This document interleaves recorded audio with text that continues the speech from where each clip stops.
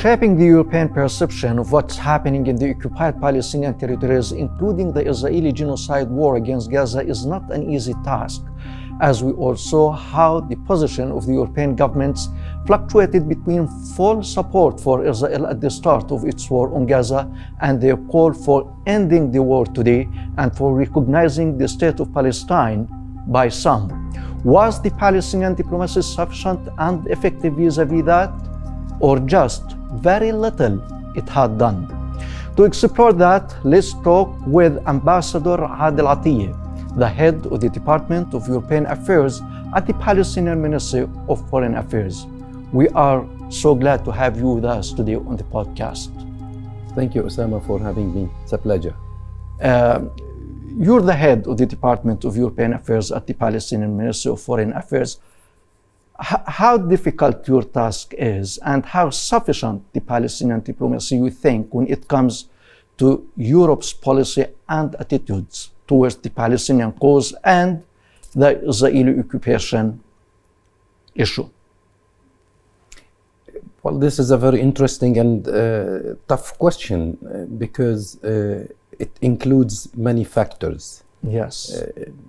Which shapes the relationship between the Middle East in general and Europe, and especially also in reference to the Palestinian cause. There are too many factors that we have to address in our work as diplomats. You have to be a historian, you have to be a sociologist, you have to be an anthropologist, you have to be all of that and to deal with all those factors. And unfortunately, for a very long time, there is a set of stereotypes in Europe regarding the Middle East, regarding Palestine, regarding the Arabs. And this is one of the major obstacles in shaping the European image of Palestine and of the Middle East. And it also impacts the political perceptions of the Europeans toward our cause.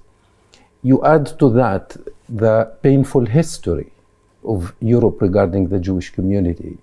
Let's remember that Israel, the idea of establishing a Jewish homeland for Jews from Europe came very early from as to address the anti-Semitism in Europe. It was widespread during the Middle Ages to the Second World War to the Holocaust. So there is this burden of guilt that always comes to undermine taking the right decision by the European Union. There are also other interests, strategic, economic interest of Europe in the Middle East, but all those factors together make it difficult for the Palestinian diplomacy to maneuver through those factors. So we need to address them collectively to push the EU and its member states to adopt the right and the just position regarding the Palestinian struggle for self-determination and for independent states. And I think that today we can say that we succeeded to correct those stereotypes. We succeeded to make a breakthrough at the political level and the public opinion in Europe. And we can see the result today regarding all the events in Palestine and especially in Gaza. So it is not an easy job to be a Palestinian diplomat, working with Europeans, working in Europe, because you need to take into account all those factors and to be well equipped to try to understand and to explain what are the difficulties that you can face in your relationship with Europe. But again, with the time passing, I think that it was not easy, but we can talk about genuine achievements, breakthrough of the Palestinian diplomacy at all levels in Europe. Yeah. Mr. Adil, you told me that you have lived in Europe for 30 years, serving there as a diplomat. So how this experience or this opportunity helped you to understand the European political attitude and how to address the European public and European governments when it comes to the Israeli-Palestinian question? So this brings me back to what I have just said. about all those factors that determine the Europeans' position regarding the Israeli-Palestinian conflict. And I think the best explanation or the most important obstacle on those factors has been widely explained by Edward Said: Orientalism.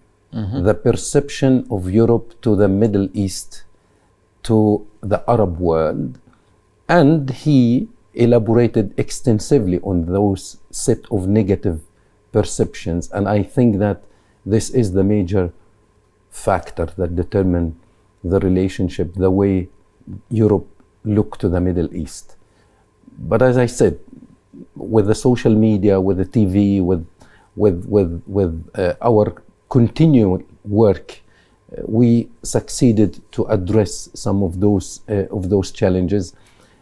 Unfortunately, this makes that there has been an unconditional support to Israel from the European countries, because some of the Europeans see Israel as the extension of their own culture, of their own origins. When you look at a big part of the Israelis are from European origins. Yeah. You put the guilty feeling, those stereotypes, with the negative perception together, this can help us to understand why Europe provided unconditional support to the state of Israel during a very long time. And again, I think to understand this in a very good way, we have all to read Edward Said and his literature, his writing about Orientalism. Yeah. So can I understand from that you were not surprised when the European countries provided their full support for Israel on the 7th of October 2023, forgetting about the Palestinian Nakba and about the decades-long Israeli settler colonial occupation of Palestine? Do you think that the factors you mentioned contributed to that, or because there were some shortcomings or shortfalls on the part of the Palestinian diplomacy when it comes to Europe?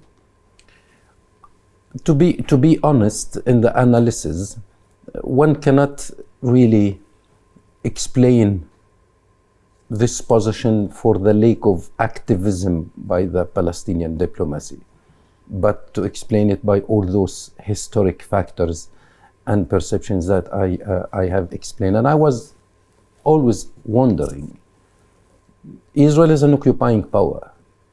It is an apartheid regime.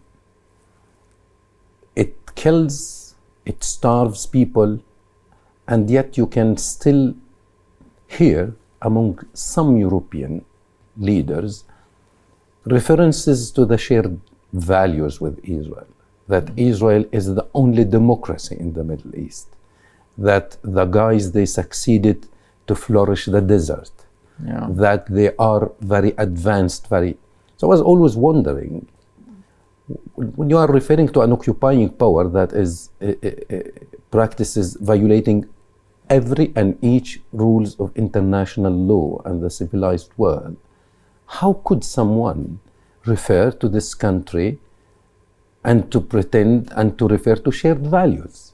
So that was something very disturbing to me. To understand this position, we have to go back to know the history, the perception, and the origins of the State of Israel as a European colonial power at the beginning. It was seen like that. The Europeans supported this country just to compensate the Jewish community for the suffering, for the loss that has been done in Europe. So to continue referring to a country as you shared its values was something quite disturbing, and the only way to understand that, I think, is to understand the history, the intimacy of the relationship between the Jewish community and Europe. But it is changing. It is changing quickly. People with the images coming from Palestine and mainly from Gaza today, the mood is not the same. And Europe is paying the price of its compromising position regarding Israel. And there is less references to the so-called shared values, that Israel is the only democracy in the Middle East, and so on and so on. So, because Europe paid of its credibility, moral credibility, by referring always and providing Israel with an unconditional support, why Israel is an occupying power. So this shows that there is a moral double standard, not only a political double standard, because the European position regarding other countries that are violating international law, other countries that are accused of invasion, that other countries that are accused of annexing territories that does not belong to them, are not treated in the same way like Israel. They are under sanction, they are boycotted, their people are excluded from cultural event in Europe. Even their students are not allowed easily access to the European universities. So you're talking about the Russian-Ukraine war in this context. Osama, you are a journalist. You can mention name of countries as a diplomat. Yes. I think that okay. I can be careful of in these kind of discussions. Yeah. Be it Ukraine or some other countries. I spent long time in Brussels, working as a diplomat in Brussels, and each time I was referring to the need to impose sanctions on Israel. I was told always that sanctions are not good because they will affect the normal citizens, the ordinary people. And this is not our intention to sanction the Israelis. But when it comes to Iraq, when it comes to Iran, when it comes to Russia, when it comes to Venezuela, when people do not ask the same questions, they do not question whether those sanctions will impact the civil population, the people, or not. But when it comes to Israel, they are always careful about that. And this brings me back to the question why Israel is treated in a different way, why Israel enjoy full impunity while the EU is mobilizing all its political and economic and military power to stand with its allies, with its friends, with its neighbors. So this exceptional situation of Israel, unfortunately, has to be explained by history, by culture, by perception, by psychology, by economic interest, by investment, and all those factors together. So as a diplomat, a Palestinian diplomat, you need to know all that. Yeah. Otherwise, you cannot overcome those obstacles. And I think the Palestinian diplomacy succeeded to achieve some important breakthrough that we can see the result, some of the results today. But before that, Mr. Hadil, when you talk about this relationship between Europe and Israel that is based on the colonial perception, as the Israeli project is an extension of the colonial project that Europe started decades ago, do you talk about the governments and the people combined, or you differentiate between the position of the people in Europe and their governments? Well, if we go back to the history, it was a common perception of what is the Middle East and what is Israel. As I said, the feeling of the responsibility of the extermination of the Jewish community was felt and shared by the entire European population, not only by the leadership. Mm-hmm. But today, people are asking themselves to be in solidarity with Israel, to remember the genocide against the Jewish population does not mean that you should close your eyes at another genocide that is taking place. The never again should be for everybody, not only reduced to a small community. So there is a change. It is real in the way that the European perception of the Middle East, of the Palestinian cause. And I think that it is at the official level, and also at the level of the public opinion.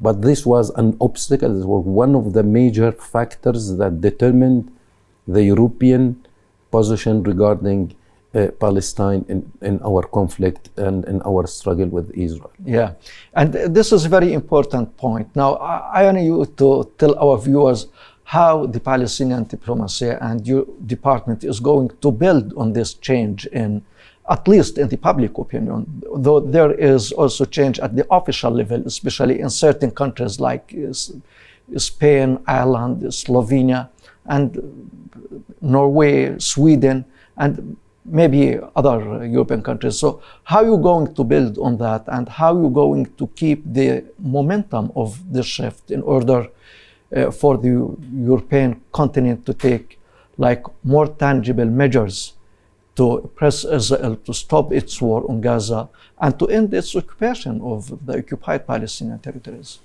You know, Osama, when we are talking about perceptions, we are talking about feelings and ideas. Yes. And to change people's feelings and ideas is not as easy as changing the disposition or the order of your furnitures at home. So you need a lot of work trying to explain to your people your cause and to put your arguments, smart arguments, on the table. And this work started long time before with the establishment, with the creation of the PLO and the political department in the PLO. The Palestinian reach out to the world started at that time with our diplomats around the world. We had diplomatic mission, let me say, offices that represented the PLO before the creation of the Palestinian National Authority. And when the Palestinian National Authority was established, this work continued. So we built on those past achievements, and we empower and we improved our diplomatic reach out to the European, and we succeeded to change through the arguments, through explaining to the world that all what we are asking for is the implementation of international rules.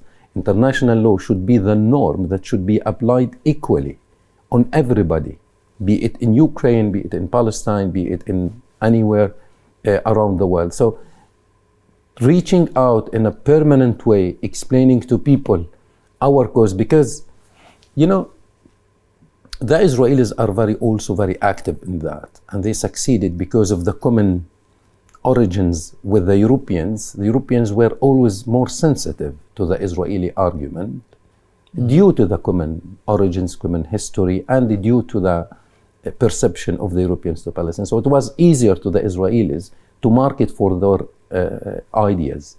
So this makes our work as diplomats, the Palestinian intellectuals, the Palestinian civil society, the Palestinian NGOs also had hard time to explain to the Europeans. But I think today the shift is real. There is a real shift, not only at the public opinion level in Europe, that you can see millions of Europeans are demonstrating in the European capitals in solidarity with the Palestinian people and against the war of starvation and the genocide that is taking place in Gaza, but also at the official level.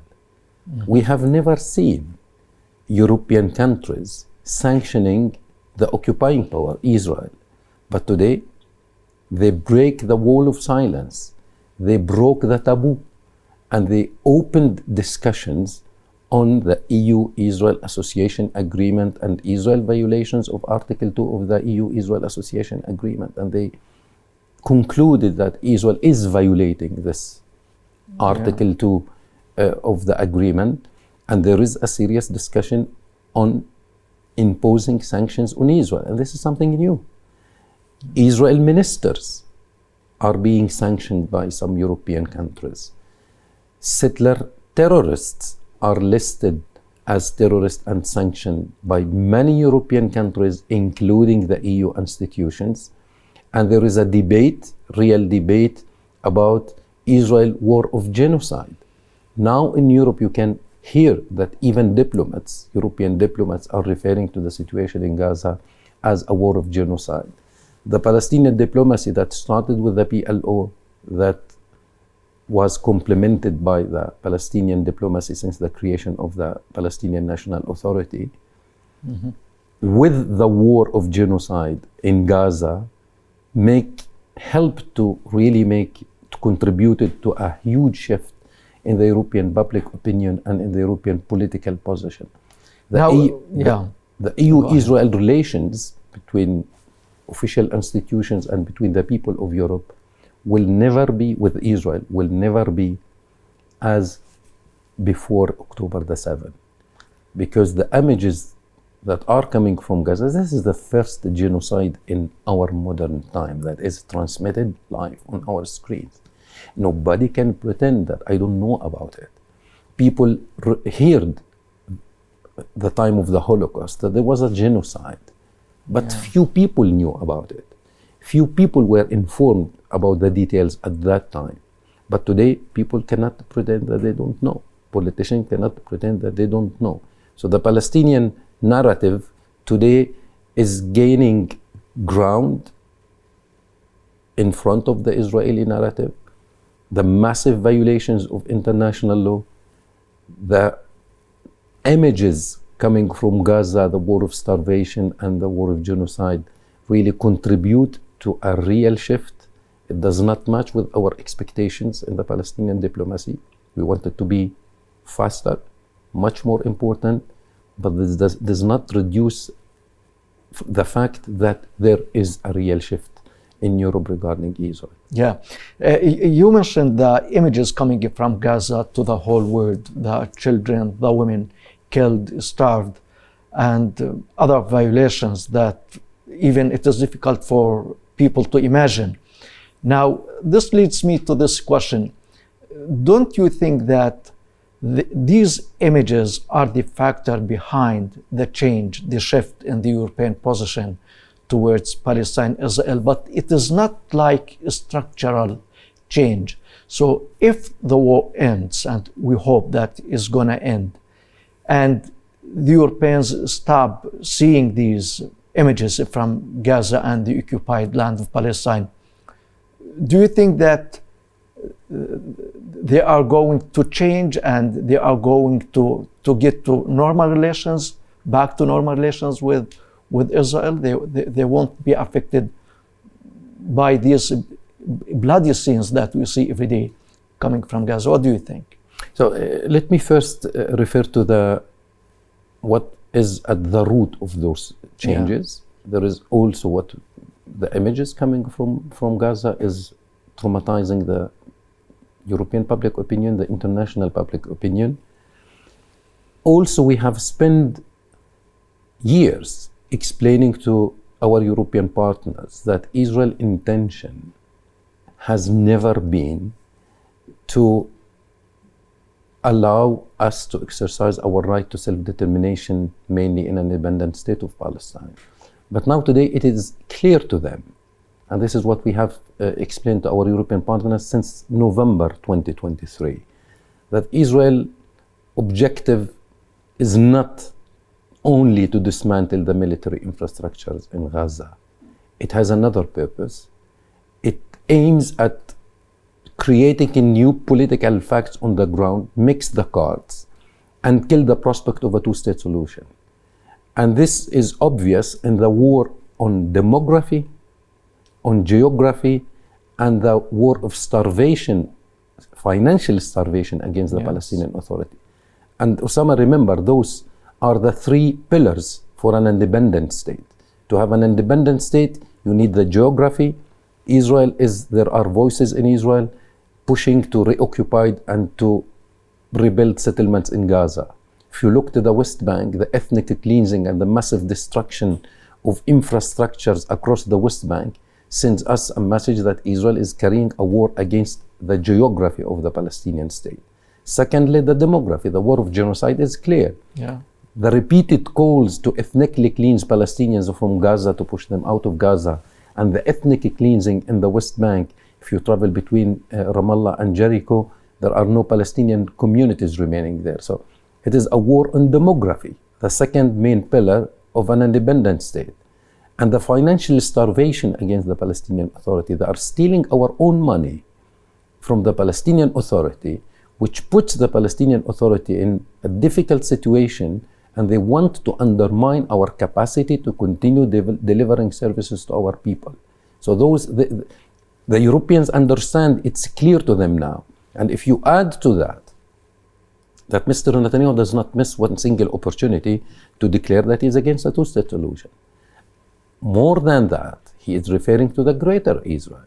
So it is becoming clear to the world that Israel is not serious about the two-state solution, and they have to act to start the implementation of the two-state solution. Now, in this national disaster that we are witnessing as Palestinian people, in this war of genocide, in this painful situation, I see an important opportunity that we have to use it in a smart way to continue lobbying the international public opinion to keep the debate alive about Palestine and about our rights. With this work, we can quickly corner Israel and push the Israelis to denounce the crimes committed by Netanyahu the same way that the Germans today denounce the crime committed by Hitler. This is very important, because one day what is happening here will be recognized as a genocide by the entire world. And the Israelis will be in a position where they have to distinguish themselves from those heinous crimes committed by Netanyahu. So this is an opportunity, a good opportunity for us. We are aware about that in the Palestinian diplomacy, and we will deploy all our tools in order to keep the debate alive. I can conclude in this point by saying there is not only a shift in the political positions, but there is a shift in the perception. Remember the negative perceptions that I've been talking about. Yes. Today, with the smartphones, with social media, the young generation in Europe understand perfectly that the genocide of the Holocaust existed. But in order to live free of the burden of the Holocaust, they don't need another genocide. So they stand against what Israel, the war of genocide that Israel is doing. So it's not only a change in the political position, it is a generational change, that the new generations do not subscribe to the same ideas as their leaders. And we will see the impact, Osama. I went to many demonstrations in Brussels, and I was surprised to see young people, 16, 17, 18 years old, blonde, blue eyes, not necessarily from the Arab or Muslim communities. We will very soon feel this impact, because those young people will become decision makers with a new perception of the just cause of the Palestinian people, and they will stand strong against the war of genocide. Yeah. Now, you're talking here about justice, and we know that the cause of Palestine is the most just cause in the world. But also they're saying that economy and finance wins over justice. And in 23, the European investment in Israel passed 72.7 billion euros. So we are talking about big trade transactions between Europe and Israel. Do you think that the Europeans are going to ignore these gains and this relationship with Israel for the benefit of justice for the people of Palestine? Is that possible in politics? Of course. We often refer to international relations that they are based on interests, not on values. And it's true that the amount, the volume of investment, of trade, of economic relations between Israel and between the EU is very important. But what is more important is the volume of trade, investment, economic relations between the EU and the Arab world, especially the Gulf states. There are more trades with the Arab world than with Israel.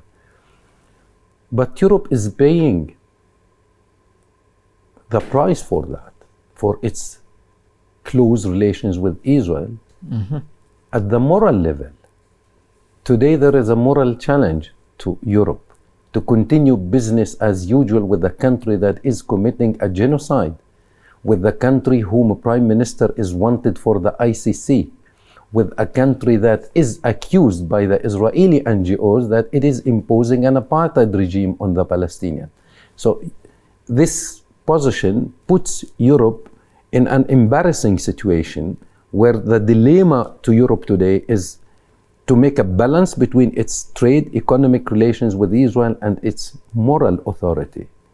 It is losing due to the, let me say, at the beginning of the war, the unconditional support to Israel.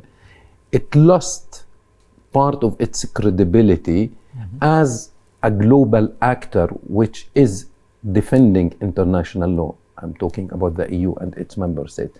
So to re-establish the balance between economics and moral authority, Europe needs today to take serious positions against Israel. It started taking those positions, and I can see that it will continue when you look to the important shift in the French position. Yes. The recognition of the state of Palestine, followed by Canada, Australia, and there will be other European countries that will declare the recognition of the state of Palestine. This is a very strong message. It means that there is a shift not only at the political level, also the public opinion in Europe, who pushed those governments, those leaders to make the right decision, to re-establish their moral authority and to re-establish the moral and the political authority of the EU as a global actor that is protecting and promoting international law. Yeah, and this leads me to the question about the announcement by the Palestinian President Mahmoud Abbas of the Constitution Committee, which could be a step before the declaration of the state of Palestine at the upcoming General Assembly meeting of the United Nations. So what do you expect the position of the European governments is going to be, and how the Palestinian diplomacy acts these days in order to mobilize and to build up momentum for supporting this Palestinian step once taken? There is an excellent perspective to achieve some concrete political win that we have failed in the past to achieve due to the unconditional support of the EU and its member states to Israel. So today there is a real good opportunity to push for more changes, for more recognition by the EU member states. But this window of opportunity also, that we are serious to fully take advantage of this window of opportunity, we have some responsibilities also. And President Abbas was very clear in his political program in the letter he sent to President Macron, and the outcome of the New York conference on the implementation of the two-state solution. So we are serious about our vision regarding the day after in Gaza. We are serious about our internal politics, and we are serious about the work of our institutions. And President Abbas' declaration regarding election is part of this global work that we are doing today to prepare ourselves for the day after in Gaza, to restart building Gaza, to build a better future for our people there, to assume full responsibility there, to unite the Palestinian people after this long period of division between Gaza and between the West Bank.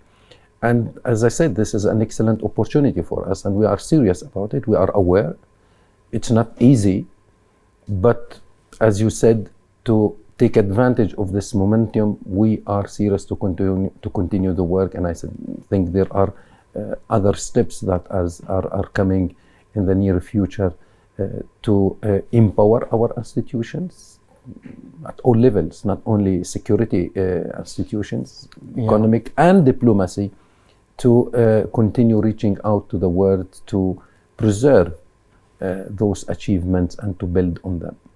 And Mr. Adil, I would like to end our program with this question. You talked about the shift in the European position and some governments' declaration of their intention to recognize the state of Palestine during the upcoming General Assembly meeting at the United Nations.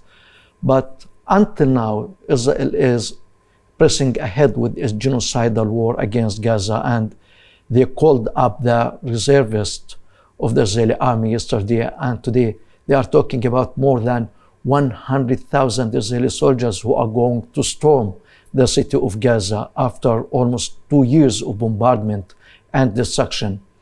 And despite that, we have not seen any European country imposing real sanctions on Israel or even threatening Israel of sanctions. So what makes you optimistic about Europe and its position? First, Europe understands today that without an independent state of Palestine, there is no peace and security in the Middle East, and there is no security in Europe. Secondly, European leaders understood that Israel has never been serious about the two-state solution, and they have to change the dynamic of the negotiations. Before, it was to leave Palestinians and Israelis, and today they are taking measures to implement the two-state solution. So we shift from negotiation to implementation, and this is very clear in the outcome of the New York conference. As I mentioned, the moral and political price that Europe is paying for keeping silence on Israel, and therefore, this change that you refer to are real. They are slow. European countries are imposing sanctions on Israel. They do not match our expectations or the moral and the political responsibility of Europe, but they are real. We agree that relationship between Israel and between Europe are very complicated. But those changes will pave the way toward more sanctions, toward more hard stance against Israel, which will push Netanyahu at the end of the day. The more victims he will cause among Palestinians and destructions, he will pay the price for that.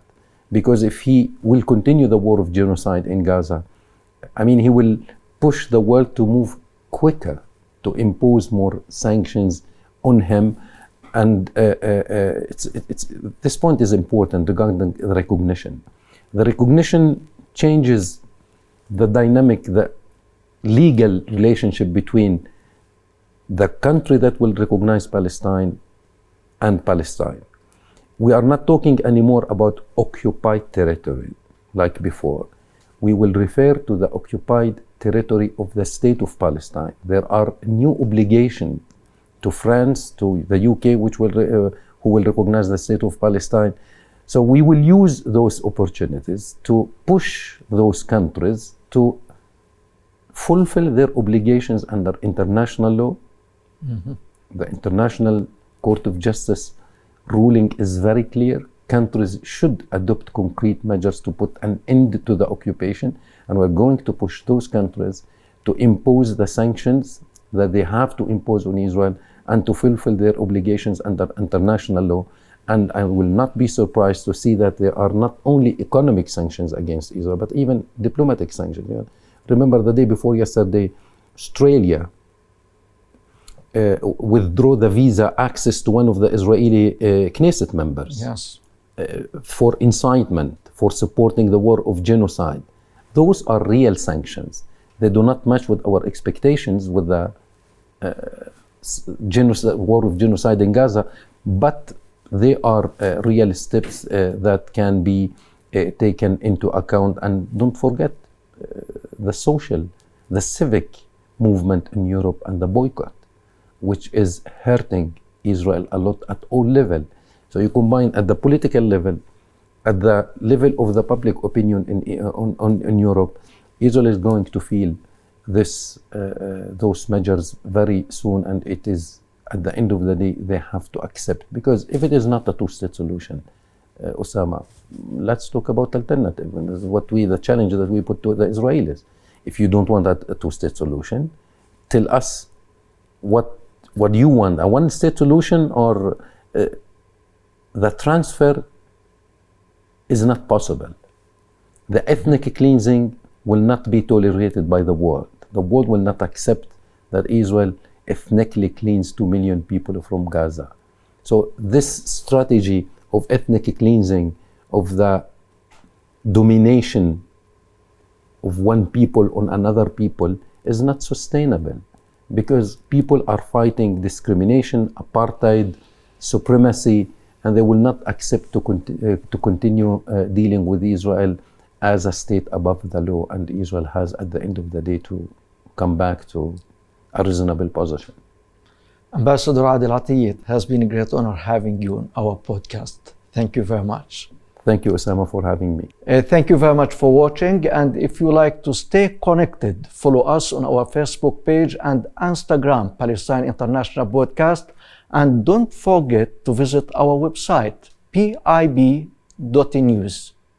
Until next time, this is Osama Nazal, wishing you peace and strength.